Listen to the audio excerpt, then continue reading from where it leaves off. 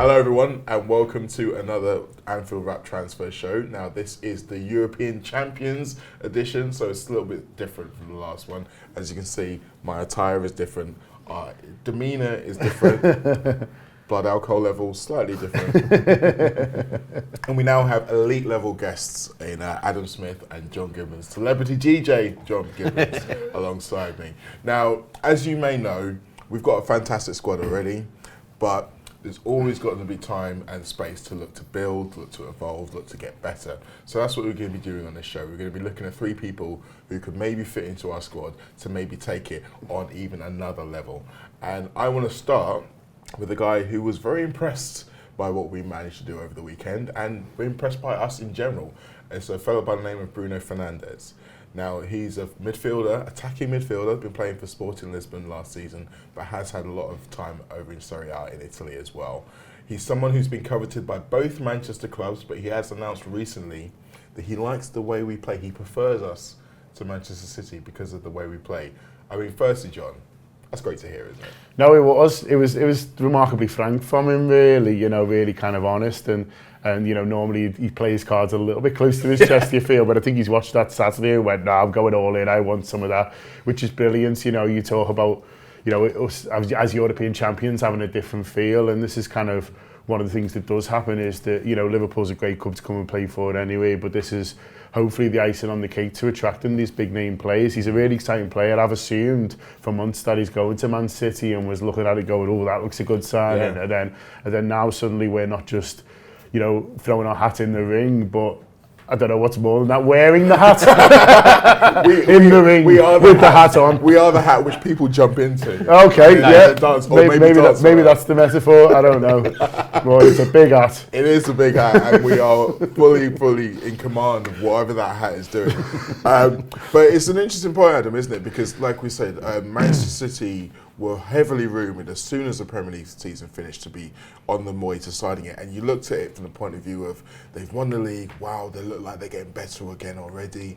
But if you look at the profile of the player in terms of what he actually does, he's an attacking midfielder, he's someone who's got a good eye for a pass, he likes to get on the front foot, start attacks quickly. You can see how, if you look at in particular at the game in Madrid and the problems we had connecting the midfield with the attack, especially in the first half, you can see how him getting into it, someone who likes to get into spaces, connect the play and move quickly, can be a real threat to what we do. Yeah, it's interesting because you put in the agenda you sent over that he prefers our style of play. And so I went on, did the usual, YouTube scouting, and I thought, God, yeah, you really see, you can genuinely really see that the way that he plays and the team plays is just so much closer to what we do than what City do, because City are more about basically camping in the final third and just, nice little neat interchanges, whereas he was kind of getting it in his own third, looking up and finding passes through and all that sort of stuff. And it really did look like that he's the sort of player who likes to get down and dirty almost, and City's players have... They're obviously a phenomenal football club, but there's something very corporate about the way they play almost, that they play to perfection, that it's not nitty gritty, it's not down and dirty, which isn't, not to say they don't have any of those players, because they do, but that it's all very clean. Yes. Whereas what he was doing was nicking the ball in that way that Klopp loves to see his players do, nicking the ball, turning around, go with a pass that really would fit into that realm of the way we've been playing, which is really nice. And you can see how he would work with the likes of Salah, all the other players we've got. Those other lads. All the other ones. So yeah, he could be fantastic. I don't think we'd have to break the bank for him, although John Henry's clearly not worried about his bank account based on what he's been saying and the look on his face on that parade on Monday. So we're going to keep up with the Mo scale as we always do. The Mo scale is deciding how likely a transfer is going to be from 1 to 5. I'll kick this one off, seeing as I'm in the middle chair. I'm going big. I think we can do this. I think we will do this. I'm going to say 4 Mo's out of 5 for Bruno Fernandes.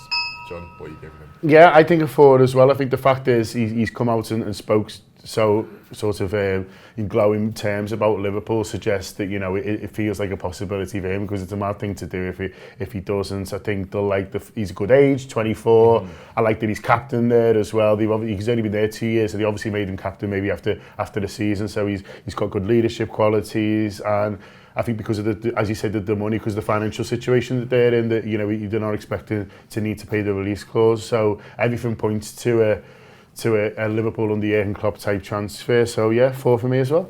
Adam? So the highlights thing I watched of him was a welcome to Manchester City video, which I always feel is one of those ones where they end up somewhere else, just because, you know, it's feel good. So in the style of Jurgen Klopp, I'm going to go 5 out of 5 for that one. I love that. I love that. More Jurgen Klopp impressions on this show, hopefully. Someone else who Jurgen Klopp probably knows quite a lot about is a fellow who's been playing straight in the Bundesliga recently. He's a forward. His name is Max Kruse. He's been playing for Werder Bremen, who've had a very good season this year, and he's available on a free. Now, because we're going to be doing more of these transfer shows, we want to give you a breakdown a little bit more of exactly what the players that we're on about are like, in case you haven't seen them as much as we do. And we have our resident stats devil, Neil Atkinson, who's going to give us a little bit more of a breakdown of what Max Kruse is really like. So it is the summer, and it is time for radars of footballers. Now I'm going to talk you through them, and I think I'm probably likely to talk through the radar every single time. So here's Max Kruse's radar under the attacking midfielder / winger category as per StatsBomb. I just want to talk through the radar first and foremost, and what we're going to see here is an interesting little difference. So if we go right from the top, there's the XG90, expected goals by the player per 90 minutes. Follow it around clockwise. Shots, the number of shots the player takes per 90 minutes. Touches in the box is successful. Touches in the box per 90 minutes. This includes shots but not headers. Passing percentage, percentage of passes that were attempted and completed. Box cross, what percentage of a player's completed passes into the box are crosses. And then we've got the idea of the OP XG assisted, so that's the XG assisted from open play 90 minutes. Keep following it round. Fouls won, how many times a player's fouled per 90 minutes. Successful dribbles, how often a player successfully dribbles past a man trying to tackle him per 90 minutes. Turnovers, how often a player loses the ball via a miscontrol or failed dribble across the course of the game. Pressure regains, the number of times a player wins the ball back within 5 seconds of a player pressuring the opponent per 90 minutes. And then there is the shot. So the pressure regains is it's just the team that wins it back, it doesn't have to be the player. And then it is expected goal to shot, i.e. a measure of shot quality, the average expected goals per shot the player takes. So that's Max Kruse's one for the attacking midfielder winger category. If we flick over onto Origi's, because I know they've been comparing Origi and Kruse and using Origi in the conversation there, you can see there is quite a significant little difference there. And I'd say that that's partially because when Origi plays, he doesn't play as much as an attacking midfielder. It's more of a winger, whereas Kruse has been through the middle, first and foremost. That's the profile of player that he is, and that's where he does his business. So whilst we've used Origi at times at centre forward, he does flit into wide areas a lot more for Liverpool. And there are a ton of similarities there between those two players. But we now go over to striker, and we will do this to measure with Kruse and with Daniel Sturridge. So let's do it again from the top. Remember that one, we will be talking about attacking midfield and winger all the way through, but let's go over now and look at Kruse as a striker. And again from the top, expected goals produced by the player per 90 minutes, then shots, number of shots the player takes in a game, touches in the box, that's in there as well. Shot touch, the number of amount of shots a player takes is proportional to touches of the ball. The XG assisted per 90 minutes. Pressure regains, that's the next one along. Keep your eye on this one for Kruse, the pressure regains, the number of times the player pressures an opponent per 90 minutes, then the aerial duels, 90 minutes, turnovers, the number of times the player loses the ball per 90 minutes, successful dribbles, and then we've got back to the measure of shot quality. So there's Kruse's one for this, and listen, the quality that you'd want in the box, the quality that you'd want around expected goals, the quality that you'd want really in a couple of areas isn't there. You know, the touches in the box is really, really low. It's not what you'd want from that either. Maybe he currently does a lot of work a bit deeper, all of that sort of stuff. But let's flick over onto Sturridge's. So there's Sturridge's after Kruse's, and you'll see there's a lot of similarities, to be honest with you, except for the fact that he is busier. There's more pressure regains, there's more pressures, a little bit more on the aerial wins. It's about the same amount of expected goals. It's about, it's very, very similar on the shots. It's relatively similar on the touches and boxes. Sturridge is a bit stronger, but then he does play for Liverpool Football Club. And this does make you wonder whether or not what the manager's looked at here is, listen, Daniel gave you, for instance, that magnificent moment against Chelsea when he takes the brilliant shot on, but the expected goals on that will be pretty low. And you wonder whether or not Liverpool have looked at whether or not they need a player who can come on, do a little bit where, as we've seen, Sturridge dropped a little bit deeper into the 10 role. And maybe it's the idea that with Kruse, he's not a worldie, not by any stretch of the imagination, but he can actually match and in areas, for instance, pressures, surpass what Sturridge has offered in the league this season. I think it's really interesting as a link. I do wonder whether or not maybe Liverpool have profiled this as something Klopp would like the option of in the squad. As ever, there could be nothing to it. This is, after all, a little bit of fun. But if you take it in this regard, if you look at what Sturridge has done over the course of the season and you measure it alongside the Kruse and you look at the two of them, and hopefully we can see them both now, or flicking between the other, I'll trust Sam on that one, you will be able to see why Liverpool may just be interested in Kruse if Sturridge goes. Thank you very much there, Neil. So you get a real idea of what he can do, and he's got quality enough to be a Liverpool player, I believe. But is this just a case of the fact that someone's on a free, so it's a low-risk signing, kind of like we did with Shaqiri, or do you think, Adam, that this is someone who can add real merit to our squad? So again, YouTube scouting. Obviously. And when the video started of the YouTube thing I watched, I was like, doesn't look very fit. Like, he looks like the shirt's a bit tight on him, like, one of those. Hey, and there's nothing wrong with short shirts. Well, listen, I don't think any of us can take the mickey, really, can we? But I just thought it doesn't feel like that doesn't feel like a European Cup winning signing, is what I would say. A 31-year-old fella who looks a bit fat at the start of his YouTube video, and where the goals are all ones that I don't really see how they work. Talking about Fernandes, and you can see exactly where it fits into this Liverpool team. I don't really see how those Kruse goals fit into this Liverpool team. But I don't know enough about him. He might be brilliant off the ball, and he might be like a Firmino light, which I think that's the sort of player we're going to be looking for in the front three, is the player who, when Firmino's out, he can step in and do the pressing, do the running, do all that. I don't think a 31-year-old fella from the Bundesliga is doing that, personally. No, I mean, I must admit, his kind of attacking, the first line of defence qualities are probably not that high. It looks like his finishing's great. It looks like he's got the ability to just stick it in the back of the net. But that's not, I don't think that's what we're lacking, really. You know what I mean? That's not, it's a daft comparison, I think, in many ways. But Sturridge can put the ball in the back of the net. He just can't run anymore. Yeah. So, getting a 31-year-old in who maybe can't run as much as he could have 5 years ago, that doesn't seem like we've won the Champions League. Who are we going to sign? No. Bruno Fernandes, or whatever his name is. That's not Max Kruse. Max Kruse. So it's Bruno Fernandes. It's kind of a mashup of the I've amalgamated them. It's fine. Anyway, well, maybe we could sign Bruno Fernandes. Maybe he'd be dead good. Adam stumbles his way there through a good point, which is the fact that whoever we're replacing Sturridge with, it's true. Whoever we're replacing Sturridge with, it can't have the same issues that Sturridge has in terms of being able to get about the pitch and occupy defenders. And there's also the idea of Origi, who we don't know if he's staying or if he's going, but there's been talk that he might be getting a new deal. So in terms of the profile of what we see in a Liverpool striker, do you see Kruse matching up? At first, when I saw it, I thought I just can't see it happening. As you say, 31.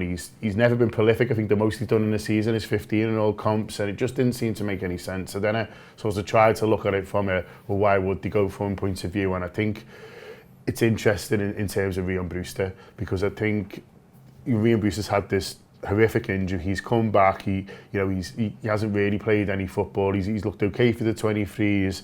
I wonder whether they might see it as a stopgap for Ryan Brewster's emergence, and then they're able to say to Rumour, look, don't worry too much about kind of next year, and it's another kind of striker who's, as you say, what you're getting with him. He's an experienced player. I think he looks a bit more mobile than kind of Sturridge to me in terms of he looks busy, and his finishing is pretty good, although without, as I mentioned, being kind of too prolific. So I think if they go for it, I think it will be the case of, well, look, we're not sure about Brewster next year, but we don't want to go out and spend 40 million on someone who's going to block his path. Yes. Because they obviously believe in Brewster a lot. They've put a lot of effort into keeping him there. They've put a lot of effort into his rehabilitation, and you could see from the Champions League celebrations that he's very much part of the squad. He feels like that. He got the beard over the head from Jürgen and all that, and he kind of feels kind of part of it really, and so I think from that point of view, from taking a bit of pressure off Brewster next season without putting another international name kind of in front of him, I think it makes a little bit of sense from that point of view. I can sort of see what they're thinking, if that is indeed what their thoughts. No, that's an interesting way of looking at it, because obviously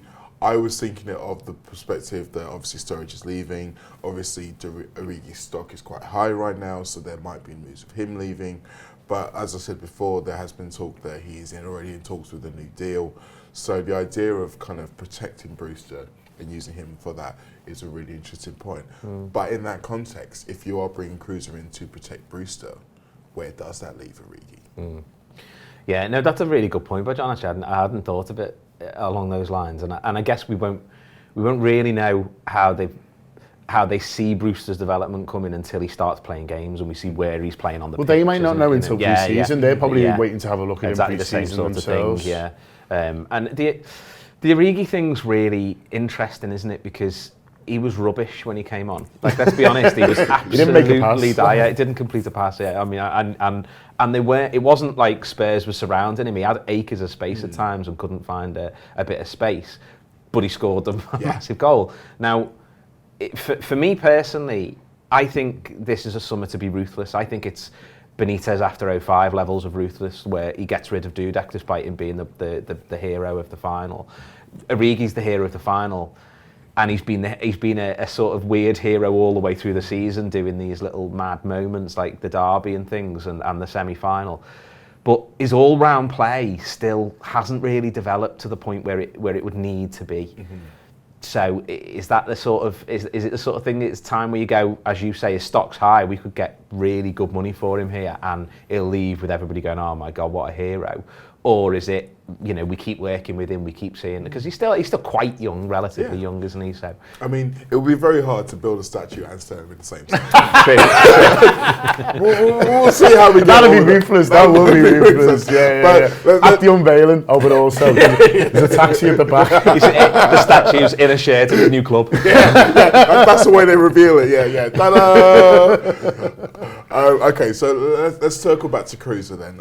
Obviously, taking the Divock and Brewster news into consideration with this transfer, Adam, how many mo's out of 5 are you going to give Liverpool potentially buying Max Kruse? 2. You know what? I think that's probably a fair assessment. I think, as John said, if you look at all of the permutations for what we want, he can fit in. I personally think if we do end up cashing in on Origi, we'll be going higher and bigger than Max Kruse. So I will also say 2 mo's out of 5. John? Yeah, I think 2 as well, but one to watch. May become a free over the next few days. We'll keep an eye on it, don't worry. We'll keep an eye on all the transfer stories for you, even the ones that we know are ridiculous. Now, one that hopefully isn't ridiculous, and another guy who's available on a free, a keeper who we've been linked with for quite some time now, someone who's got Premier League experience. He's the Spanish backup for West Ham. His name is Adrian, and once again, Neil wants to tell you a little bit more about him.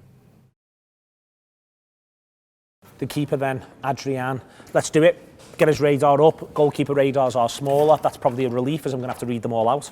And the first one is shot-stopping GSAA percentage. It is the measure of goals saved above average as a percentage of shots faced by the goalkeeper. Adrian's is relatively strong there. 0 is the idea that the goalkeeper is par for that sort of thing. So we just flit over now to Mignolet's and see it's significantly lower. There you are, Mignolet's is significantly lower. Let's go back to Adrian, but we've just done a little Mignolet, little peek ahead there, but Adrian there is slightly better than average, but it wasn't during a good season for him, 17-18. These are 17-18, by the way. These are not 18-19. These are 17-18 radars, as both Adrian and Mignolet have not played much this season. The next one is position error, how far from the optimal position for facing a shot a goalkeeper is. The next one then is claims, claimable collection attempts over average. It's a measure of how likely the goalkeeper is to attempt to claim a claimable pass/cross. Then it's aggressive distance, how far from the goal is the keeper when coming forward to perform defensive actions. Again, Adrian's here is actually quite high. It's got that weird little spike. Let's just flit over to Mignolet's. And you'll see that's quite high as well. Well, it would be for Mignolet. You know, Liverpool play very high up the pitch. Liverpool push up. So that makes sense. Adrian playing for West Ham last season, that suggests he is actually a bit more adventurous in that regard. It's not quite a fair comparison, but it's worth pointing it out. Back across to the Adrian radar, the pass into danger, the number of percentage of passes where the recipient was under pressure or in another dangerous scenario. Again, let's have a look at Adrian. And now let's go over to Mignolet. Now, I'm obsessed with this. I think this is really interesting because you can say that a footballer, the goalkeeper's done something wrong there, but it may actually be that that's what his manager wants him to do. And at times when you watch the way Liverpool play across the back, there used to be a lot of talk about, for instance, under Rodgers, that dinked ball from goal kick sort of scenarios to the full-backs, and you'd say, well, that is a bit of a pass into danger, to be quite honest with you. But it might be that you're more happy to do that if you're at a top club. Let's go back from Mignolet back into Adrian. The last one at the bottom is positive outcome contribution. How frequently is the player involved in sequences that will soon resolve with a positive outcome? Adrian's is pretty low in that regard. That could be something to do with the teammates that are around him. It's hard to work out where the goalkeepers sort of get their advantage from there. Go back over onto Mignolet, you can see that it's in slightly better shape. I think I'm fascinated by the statistical measurement of goalkeepers, and it's something that I may well speak to Stats Bomb about directly and even put it onto a show. I know it's something they're doing a lot of work on. It's interesting at the minute, for instance, the radar is smaller. We were talking for some time before about attacking midfielders, wingers and strikers, and it was all sort of trying to work that out. And so much of it is, you know, can be down to a couple of little factors in there and can be down to team setup, but then you can make the same argument about any position on the pitch, I suppose. But for me, the main thing that you can notice there is Liverpool might like the fact that Adrian is coming off his line quite quickly, and they might like the idea that his goals saved above average is relatively strong. Everything else in there isn't necessarily something to be concerned about. Positive outcome contribution could just be bad luck. Liverpool's stats will be very, very thorough. All the modelling will be very, very thorough. Me, if I'm being honest with you, I think Mignolet's staying at Liverpool, and I don't think anyone's coming in. Thanks again, Neil. Now, Adam, you know a little bit more about Adrian than we probably know about some of the others I've spoken to today. He's obviously played for West Ham in the Premier League. He's broken our hearts before in an FA Cup game for West Ham. Do you think, obviously, he's going to be a backup? We love and know Alisson's going to be our main keeper for the foreseeable future. Do you like the idea of this signing?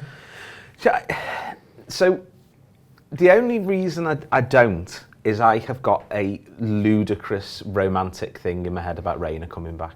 And that's pretty much my only reason in terms of goalkeepers. Well, There's no sniff of it apart from people like us. Yeah, it's basically a rumour driven by Andy Heaton. To be fair, I know Andy if you watch it.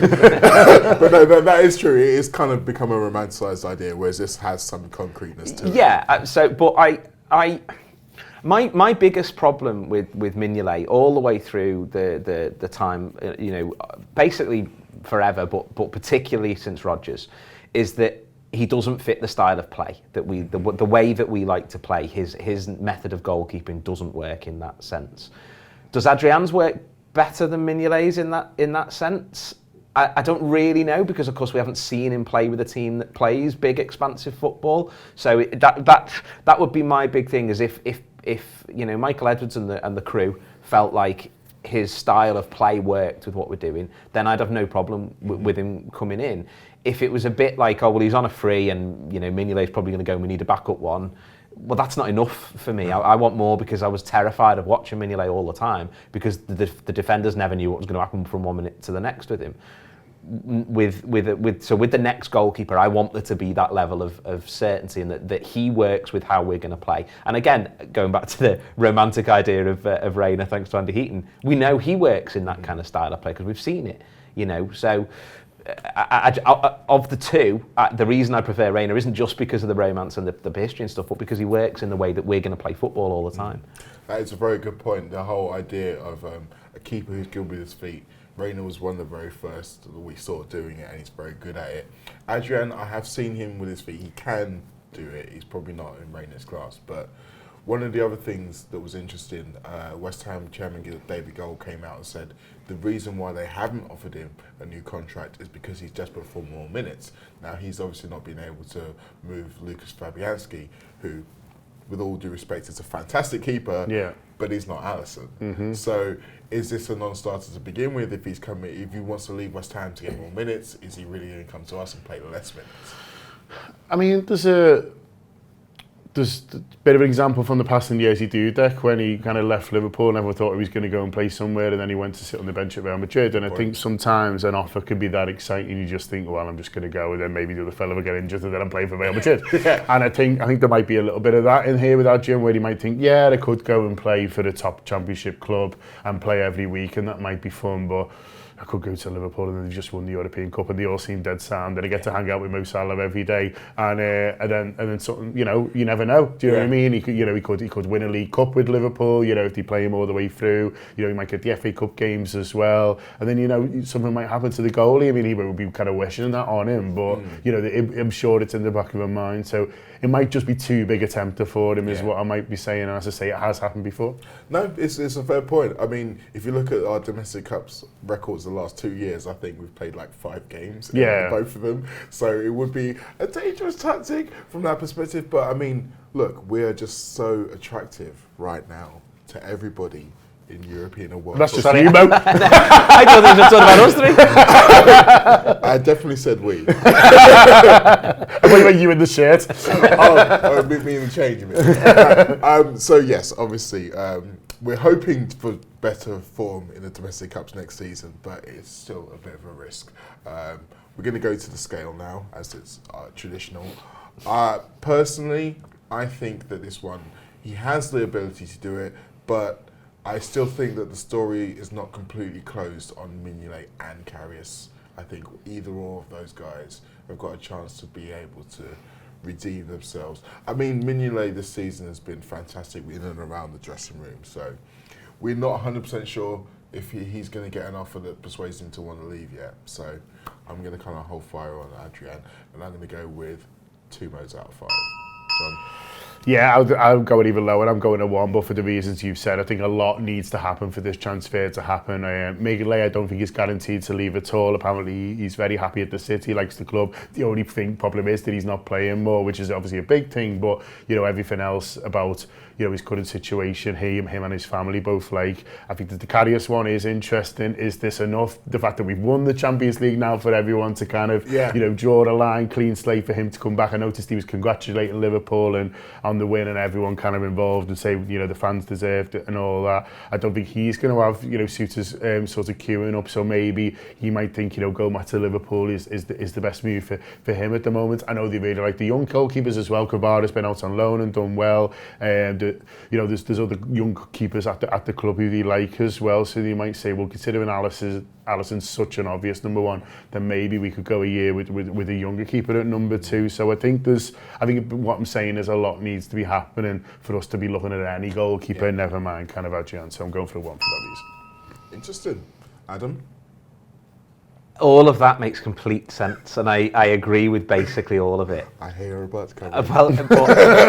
But I just can't be bothered with either Mignolet or Karius. There's just too much. There's just too much that's gone on. And Mignolet has been great in terms of the squad morale and blah, blah, blah, but he was terrible in both the cups. He's part of the reason we're out both the cups, because he didn't make, relatively simple saves. And that's not even from talking of the level of Alisson. We're talking he just didn't really make saves throughout his Liverpool career. So I can't be bothered with it. So from a personal point of view, I'm giving it a 3 out of hope more than expectation.